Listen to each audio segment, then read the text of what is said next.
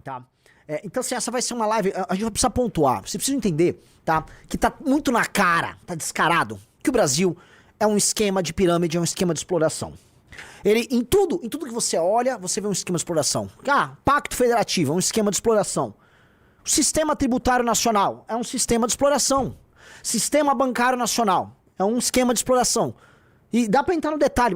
Por que você acha, Renan, que o Sistema Bancário Nacional é um esquema de exploração? Basta ver o que o escândalo do INSS mostra do crédito consignado oferecido para aposentado, né? Grandes empresas, os grandes bancões, fora as grandes empresas de consórcio que vivem de ludibriar, velho, dado que eles têm uma garantia muito concreta, que são os recebíveis líquidos e certos da aposentadoria deles, para fazer o cara pegar um empréstimo, pegar uma grana ali, pega, assina, toma-lhe e tome-lhe o financiamento, ou seja, ganha-se dinheiro ludibriando o velho. Operações inteiras são montadas para ganhar, para enfiar, por exemplo, cheque especial no colo do trabalhador, que não tem matemática financeira, que não tem matemática na cabeça, né? Os brasileiros são muito pouco proficientes em matemática para exercer a cidadania, como o Kim mesmo falou agora no nosso evento lá em Salvador. Então, as pessoas mais pobres não conseguem exercer cidadania, são indefesas do ponto de vista da matemática para produtos financeiros oferecidos por bancos, aí cai no cheque especial, se endivida toda, vai parar no Serasa. Ou seja, para onde eu olho no Brasil, eu vejo um grande esquema de exploração.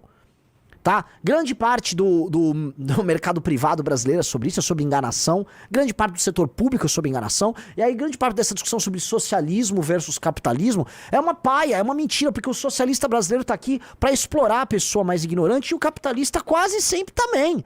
Então a gente tá meio que num game aqui, tá? O problema do Brasil, o centro do problema do Brasil é um problema de ordem ética ou espiritual. O brasileiro vê no outro brasileiro alguém a se levar vantagem. A gente tá sempre ri levar vantagem. Em todos os lugares. A todo custo, o tempo todo. A gente não consegue estabelecer relações de confiança em nenhum momento. E a coisa piorou com a internet. A internet botou pra ferrar tudo, porque a internet, vamos dizer, criou instrumentos impessoais de tomar dinheiro um do outro. Então você tem essas Virgínias. Como é que pode ter influenciadores que ganham dezenas de milhões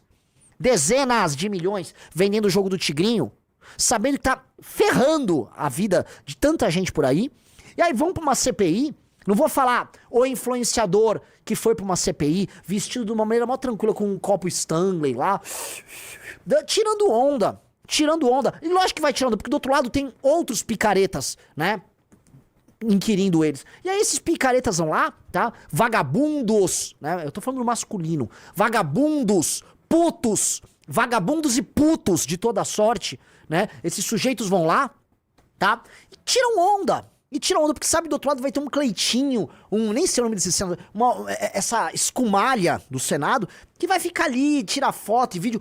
Porra, eu sei que é estranho, eu sei que se um dia pegarem o que eu tô falando aqui, vão jogar na Globo News, olha só que antidemocrático. Eu queria todos eles presos. Eu botei no Twitter agora, que é o que eu acho, pra mim, cassino online tem que ser equiparado a tráfico de droga. É uma epidemia. Envolve vício, envolve perda de dinheiro, destruição de vida. Envolve o enriquecimento de gente que não presta. Envolve quadrilhas que fazem lavagem de dinheiro. Envolve evasão de divisa do Brasil pra esses paraísos fiscais. Isso pra mim é igualzinho o tráfico de droga.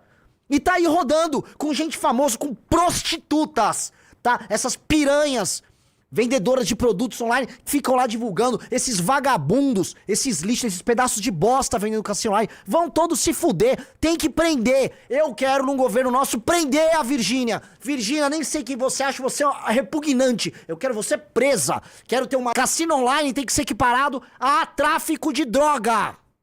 Tráfico de droga. Ai, mas as pessoas são livres. O brasileiro não consegue exercer a porra da liberdade dele. Não tem educação.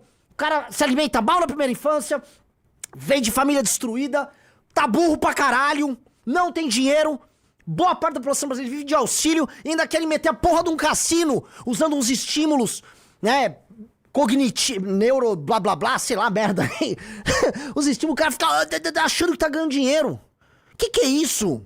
Aí vai, e o que a gente ganha? Ah, não, mas a economia, as trocas... Não é uma troca voluntária, racional. Você tá pegando, tá uma máquina de exploração, gringa, o dinheiro vai pro paraíso fiscal. O que a gente ganha? O que a gente ganha de produtividade? Tem um dinheiro no Brasil, tem um tigre entregando uma carta, a pessoa cai no truque, aí o dinheiro sai do Brasil e vai pra fora. O que nós ganhamos com essa evasão de divisas?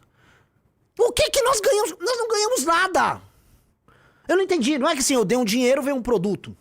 Não, Eu peguei a atenção do brasileiro, eu fritei essa atenção dele lá com essas merdas de dopamina, com esses estímulos mais bizarros, com um aplicativo merda, e o dinheiro saiu do Brasil e foi pra fora. Aí quem ganha? Ah, não, porque uma prostituta, uma vagabunda, um vagabundo, um canalha, um pilantra, de um influenciador, vão ganhar dinheiro com essa merda? É isso? É isso? Aí vai uma CPI, aí na CPI vão botar aqueles prostitutos dos senadores brasileiros, todo aquele bando, aquela canalha toda que ocupa o Senado. Não, olha só, vocês nem sabem o que vocês estão discutindo, vocês são os despreparados, porque dado que a eleição pro Senado do Brasil é uma eleição majoritária, né? As pessoas estão voltando influencer. A ideia própria do Senado, né? A casa dos homens mais velhos, dos senadores, daqueles preocupados em segurar o espírito veloz e dinâmico da Câmara dos Deputados, né? Com o seu espírito, vamos dizer, mais conservador. Não existe! O Senado é mais desqualificado que a Câmara dos Deputados. O Senado sequer tinha que existir, não tem sentido. O propósito da existência de um Senado no Brasil não existe mais. É uma eleição em que você coloca o Romário, aquele outro que comentava futebol lá de Goiás, sei o nome dele. Cajuru, o Cleitinho, o astronauta, a Damares, ou seja, é uma bosta. É uma bosta. É uma bosta. O Senado brasileiro não serve pra merda nenhuma. Aí tem meia dúzia de corruptos que administram lá. É um Calheiros aqui, é um Pacheco acolá. Pessoal, like na live, pelo amor de Deus. Essa live merece seu like. Um cara mandou, caralho, o cabelo desse maluco tá fazendo personagem. Vai, o Todoce, que falou que eu tô maluco. Eu tenho esse cabelo desde que eu me conheço como gente. Se você conhece o MBL, um pouco vai ver 10 anos antes de existir qualquer live, eu tenho esse cabelo. Lide com ele. Eu tô com esse cabelo antes de Milley.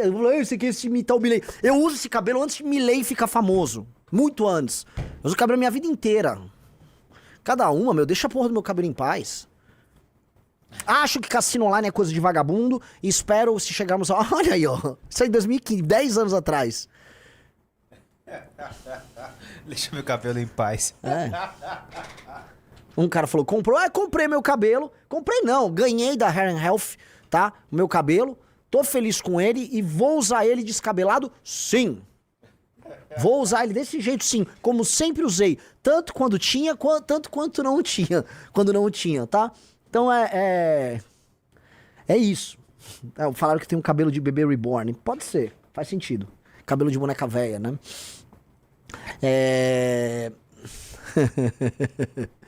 Então, galera, ó, vamos entrando no Valete Plus, galera. Vamos entrando.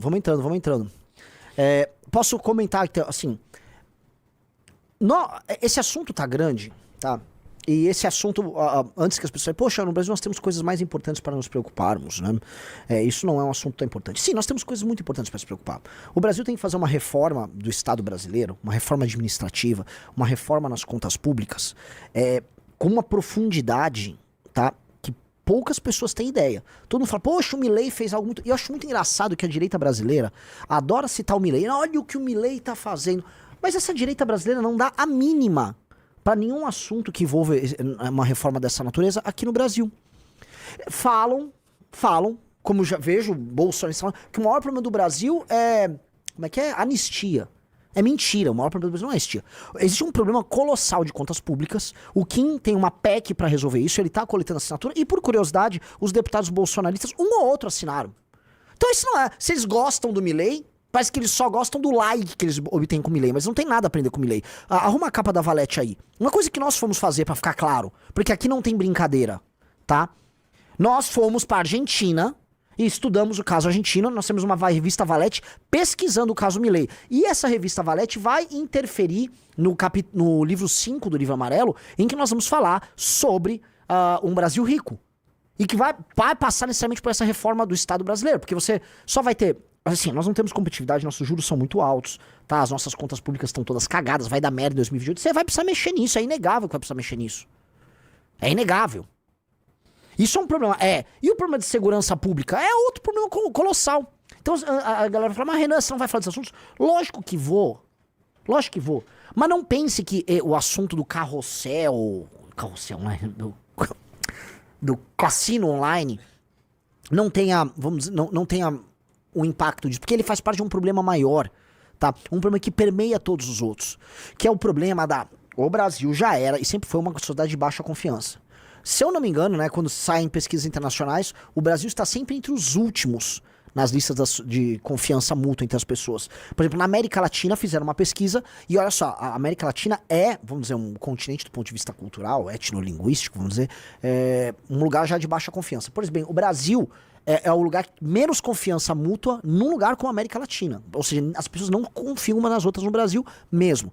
Então o Brasil já era assim. Com a internet, isto piorou.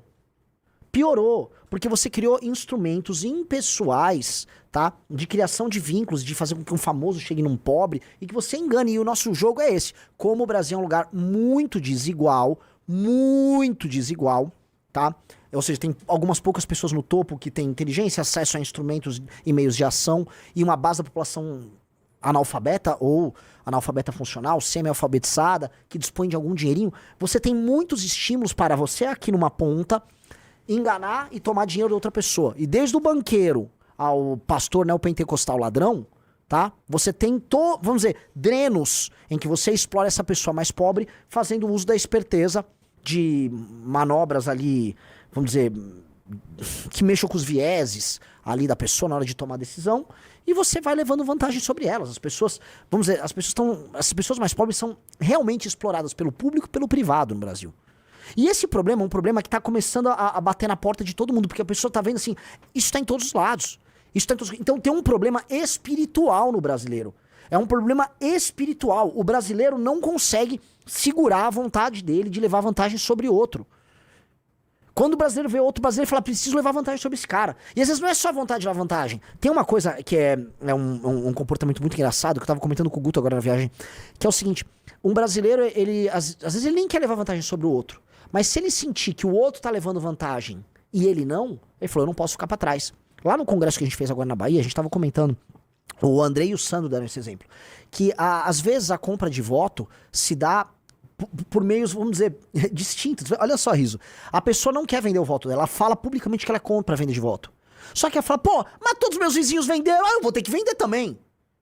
Porque o brasileiro não aceita que ele não levou vantagem. Porque o brasileiro pode ser atacado de qualquer coisa. A única coisa que o brasileiro não quer sentir é otário. O brasileiro quer sentir que ele participou da malandragem. Mesmo discordando da malandragem. Por isso que nós somos um país em que as pessoas gritam contra a corrupção, mas tão logo elas se sentem, vamos dizer, aptas a participar da corrupção, elas passam a praticar corrupção. Vamos lembrar, as pessoas saíram às ruas em 2015, falando que não tinham bandido de estimação, e assim, gritando contra ladrões que estavam sendo presos pela Lava Jato, como Valdemar da Costa Neto. Corta, isso 2015, corta pra 2025. As pessoas estavam na rua cultuando o Valdemar da Costa Neto. Ou seja, a partir do momento que passavam a sentir parte de um esquema que, né, que elas ganhavam alguma coisa, mesmo que o ganho delas fosse meramente simbólico, tipo, estou apoiando a direita, tá valendo. Tá valendo. Então, tem uma parada aí que é muito complicada dentro do espírito brasileiro, que é um problema, eu acho que é mais profundo do que a gente dizer, ah, não, é só impunidade. Não é. Pra mim é um problema meio que espiritual, um problema na alma do brasileiro. E é um problema que vai precisar ser corrigido. E eu acho que pra corrigir não é só a educação. É um problema cultural central nosso. Pra mim, você precisa quase que um reset, uma refundação. Por isso que eu acho que a guerra contra o tráfico, ela tem que ter um caráter de refundação. Quando eu falo da guerra, é muito sobre destruir o tráfico de drogas, sobre reocupar certas áreas, certos territórios? Sim. Mas pra mim tem um caráter de refundação, de resgate das pessoas que vivem nas regiões mais pobres, especialmente as regiões mais pobres urbanas dominadas pelo tráfico, tá? E esta guerra, né, o fato de meninos que vão ser são soldados, jovens são soldados das polícias, do exército, participarem daquilo e do Brasil comprar isso com eles, tá? E da gente libertar de Fortaleza a Porto Alegre. Porto Alegre é tomado por várias facções. São Paulo a periferia de São Paulo é toda tomada por facção. Zona Leste de São Paulo, Tatuapé, tomada por facção. Então, sabe, de São Paulo, Rio, Porto Alegre, a Macapá, a Fortaleza. Isso é uma coisa de caráter nacional. E eu acho que é importante a gente ter isso, porque talvez aí a gente fala, gente, nós temos que ser irmanados, nós temos que um ajudar o outro, e não um tentar foder o outro. E nós temos que, aí sim, num processo de reeducação, que o termo é reeducação, a punir fortemente malandragens e tentativas de levar vantagem. Reprimir fortemente. Fortemente. Fortemente. É uma repressão mesmo. A gente tem que... E assim, é uma coisa que está presente no espírito de todos nós. No meu, no do Riso, no teu que está assistindo, dos teus pais. Todos nós padecemos dessa mácula. Até porque para você poder tocar, né, resolver isso, você tem que aceitar. Isso faz parte da alma de todos nós. É um software que foi sendo instalado conosco. E que não está instalado, não pertence a todas as culturas, não é sequer inato ao ser humano. E mais, você nunca vai desenvolver uma sociedade boa se não for uma sociedade de confiança. Agora, como ter uma sociedade de confiança quando ser picareta virou esculacho? Quando todo mundo quer ser picareta. O Riso vai botar aqui um vídeo, eu pedi pra separar esse vídeo, que é, eu não sei quem é o cara, tipo, você tem que me explicar o nome desses caras, tá? Mas que tá lá, a tal da Virgínia, né, logo após ir na CPI, veja só como ela foi se comportar lá com a galera, olha isso.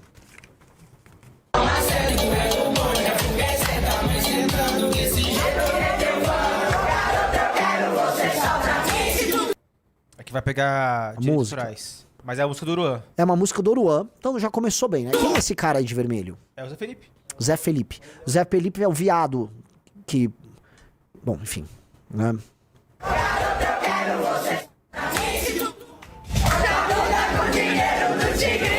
Pausa.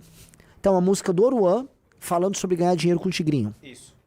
E aí o lixo humano, a asquerosa Virgínia, tá lá pulando. Isso.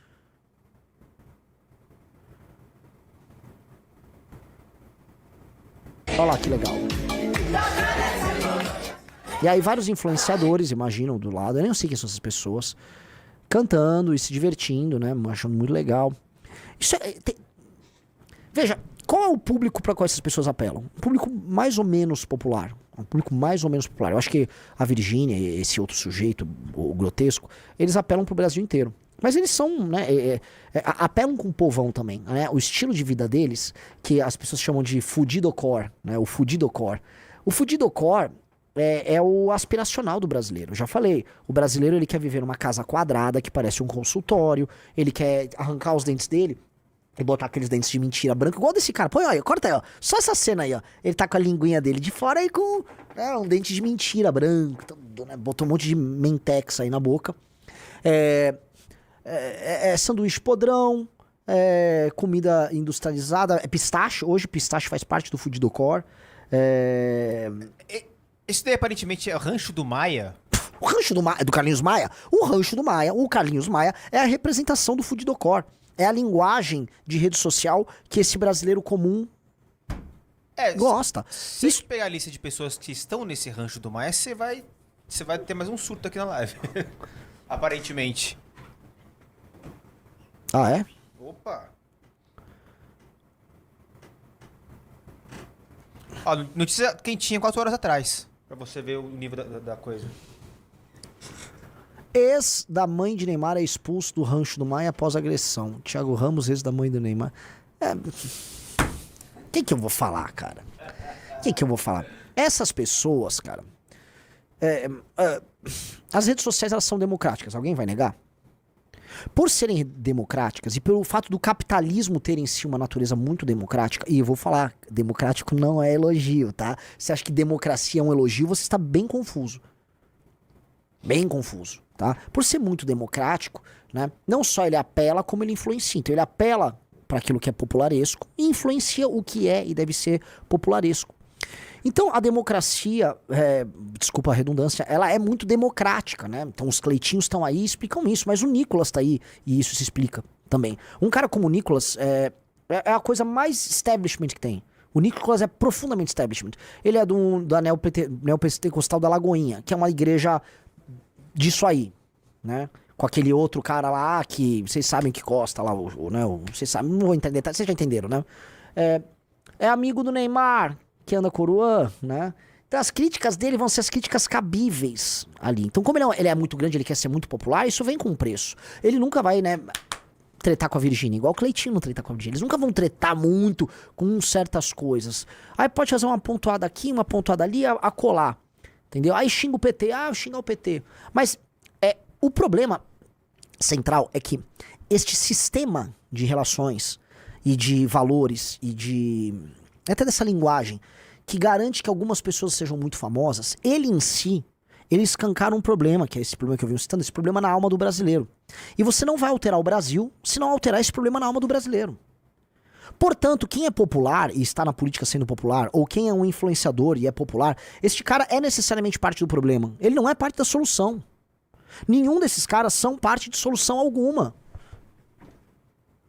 Eles não são parte da solução. Eles são parte do problema. Você tem que encaixar eles. Até porque todos eles são muito parecidos entre si. Vamos colocar Pastor Mirim, Nicolas, Cleitinho, Marçal, Gustavo Lima, Zé Vinícius, Zé Felipe, qual é o nome desse cara? Zé Felipe, Virgínia. É tudo a mesma coisa. Eles podem ter, um puxa um pouquinho mais pro neopentecostal, outro vai puxar um pouquinho mais pro vendedor de curso online, outro vai puxar um pouquinho mais pro tigrinho. Eles têm naturalmente as peculiaridades deles, mas eles são a mesma coisa. Eles são a mesma coisa. As redes sociais escancararam quem são esses. Esses caras são meio que o mínimo denominador comum do Brasil, tá? E é um Brasil que não tinha tanto espaço. Por quê? As redes sociais deram espaço para que esse Brasil aflorasse. E esse era um Brasil que eles se opõem, em certa medida, ao Brasil mainstream, que é o Brasil tocado pela Globo, e o Brasil tocado Globo/Folha de São Paulo, que criaram uma espécie de um mainstream fake, que é compartilhado por certas elites urbanas progressistas. Então, a resposta popularesca a essa elite mainstream que a gente tem aí, essa coisa meio USP, meio Leblon, meio Jardim Botânico, é esse mundo, que não é em nada melhor do que o outro. São dois mundos merda, ambos têm que ser superados. Porque um é uma tentativa de imitar a elite progressista nova-iorquina, norte-americana, tá? Essa merda cosmopolita, eixo Rio-São Paulo. A outra é uma expressão, vamos dizer, de uma classe média e dos desejos e aspirações de uma classe média pouco escolarizada, que não lê, facilmente enganável, tá? Que foi se criando sozinha, por si só, tá? Não tem muitas referências que não, vamos dizer, grandes produtos que elas queiram consumir ou estilos de vida que elas queiram viver. Elas são fruto de um capitalismo estranho, que é o capitalismo brasileiro, que criou como um slot dos Goonies ali, né? Um monstro. Esse monstro a gente tá vendo aí. Tá? Esses são esses vendedores de tigrinhos, são essas figuras que elas são grotescas. Vocês precisam entender que elas são grotescas. E elas são diferentes, sei lá, da Pablo Vittar, que é um representante pop desse mundo cosmopolita, entendido como o mundo dos globais. E esses dois mundos ficam em choque, aí você olha pros dois e fala, eu odeio esses dois mundos. Você tem que odiar esses dois mundos. Você tem que odiar. Entenda um negócio. Eu odeio o mundo da Virgínia, Cleitinho, Neymar, que é a mesma coisa. E eu odeio o mundo dos globais. Você tem que odiar porque essas são as pessoas que ocupam o imaginário brasileiro. E esse imaginário se conversa. Que é uma figura que linka essas duas pontas? Neymar. O Neymar conversa com esses dois mundos. Então há uma conversa. A Anitta conecta esses dois mundos. Tem uns elementos de conexão, eles não são completamente apartados. E essa cultura de massas definitivamente não vai nos levar a lugar algum. E eu não tô falando que a cultura de massa americana seja maravilhosa. Toda cultura de massa necessariamente é vulgar, tosca, democrática e ela é uma bosta. A cultura de massa é uma bosta. Agora, em geral, a cultura de massa, ela trata com as massas, mas as coisas que importam, elas são tocadas por pessoas que estão inseridas em outros caldos culturais. Você entendeu? Existe um gradiente que vai da cultura de massa, popularesca, tosca, até a alta cultura. E existe esse gradiente. E aí as pessoas que ocupam posições de poder, em todas as instâncias, elas vão, vamos dizer, reivindicar um patrimônio cultural e vão estudar, acompanhar, viver um tipo de estilo de vida e também um tipo de cultura diferente da cultura de massa. E aí elas vão ocupar posições. O problema sempre foi a infiltração do pensamento de esquerda progressista nessas esferas média para superiores. Mas você tem, nos Estados Unidos tá surgindo um movimento cultural que envolve uma elite trampista, né? Inclusive uma mistura disso com a turma do Vale do Silício, que tá criando algo pra direita americana. Isso é um fato. Na direita europeia sempre teve, tá? O Orlando pode me corrigir, mas a direita francesa sempre teve. Sempre teve. Então, a gente aqui não. A gente aqui, o que acontece? Essas pessoas toscas que compartilham essa cultura merda de massa, elas ocupam posições de poder. E elas tomam decisões, só que elas não podem tomar decisões, porque elas são retardadas. Você não pode entregar a chave do cofre pro Cleitinho, pro Abílio, pro Nicolas, pro Neymar, que é a mesma coisa, que é pra Virgínia. Você não pode entregar tá? As coisas que importam pra retardado. Mas como as coisas são muito democráticas aqui, são mais democráticas do que as pessoas imaginam, o Brasil é muito democrático.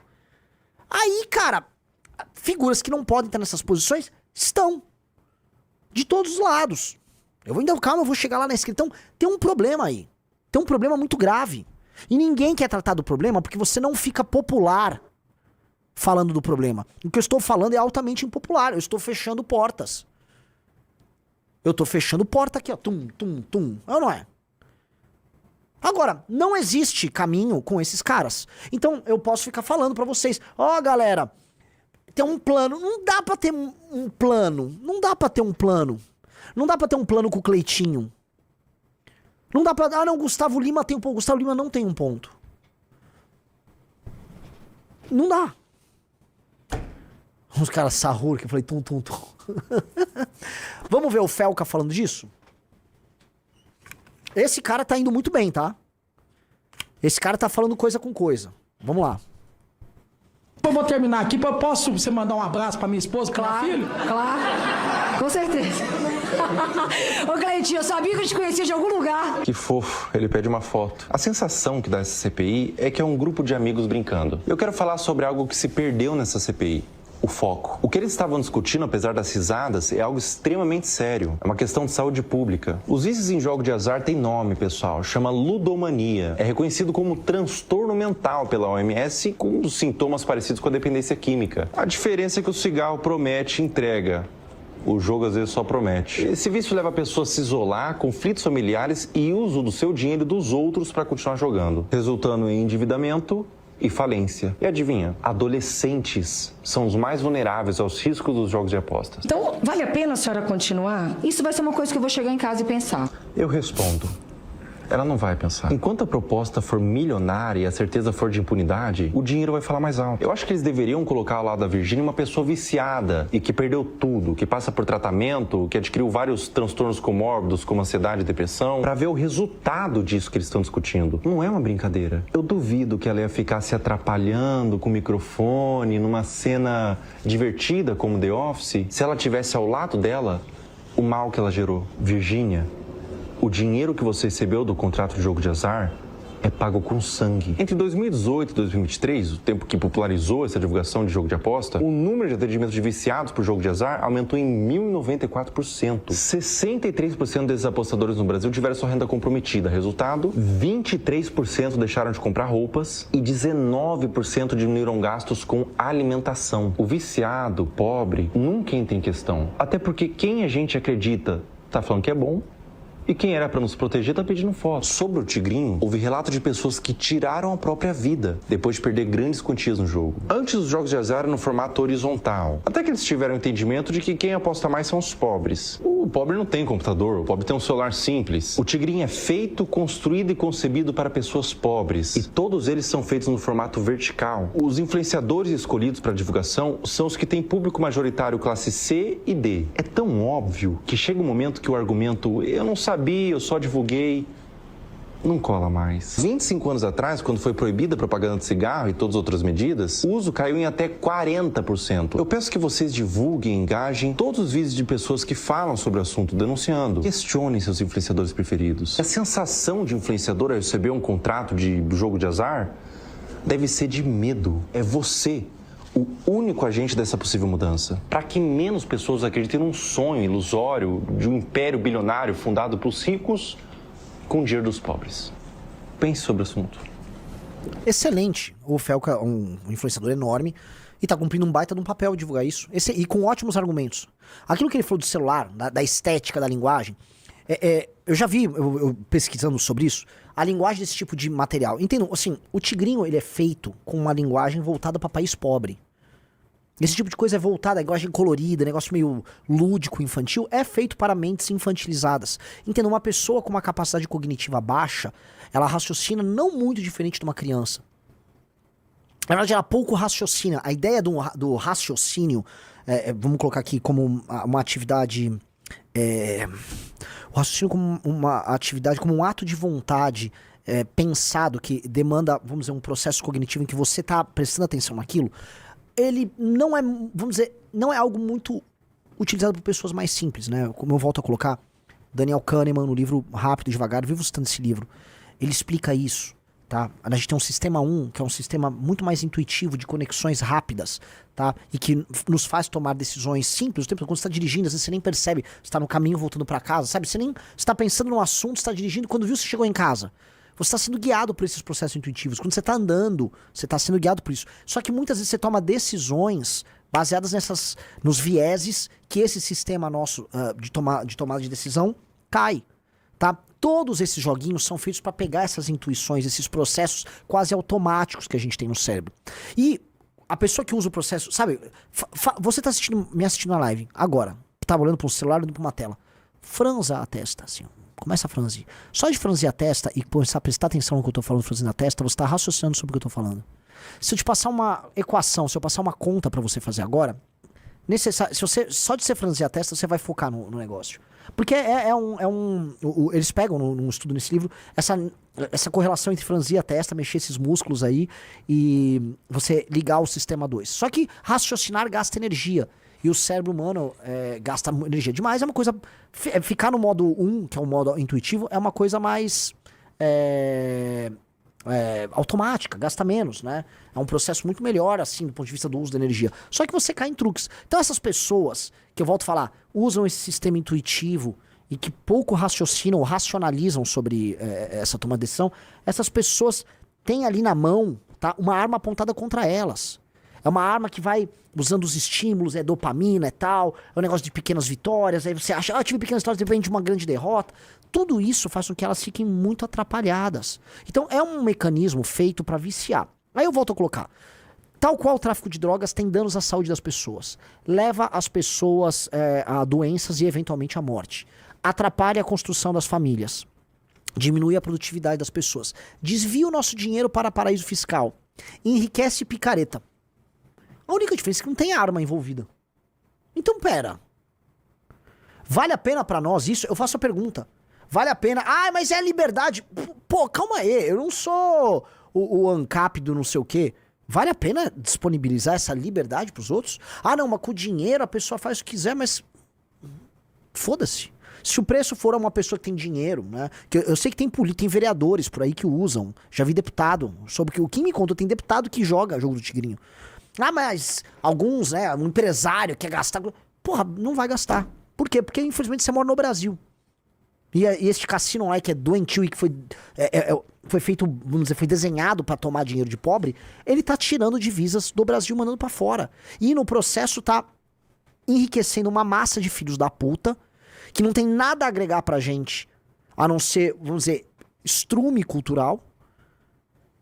Então, assim, eu só vejo a gente ganhando, botando pra fuder contra esses caras. Eu só vejo, assim, eu não vejo perda nenhuma. O que aconteceu? Alguma empresa com laranja num paraíso fiscal na puta que pariu vai deixar de receber dinheiro brasileiro? É isso? A gente vai ter menos evasão de divisa? É isso? Essa é a consequência?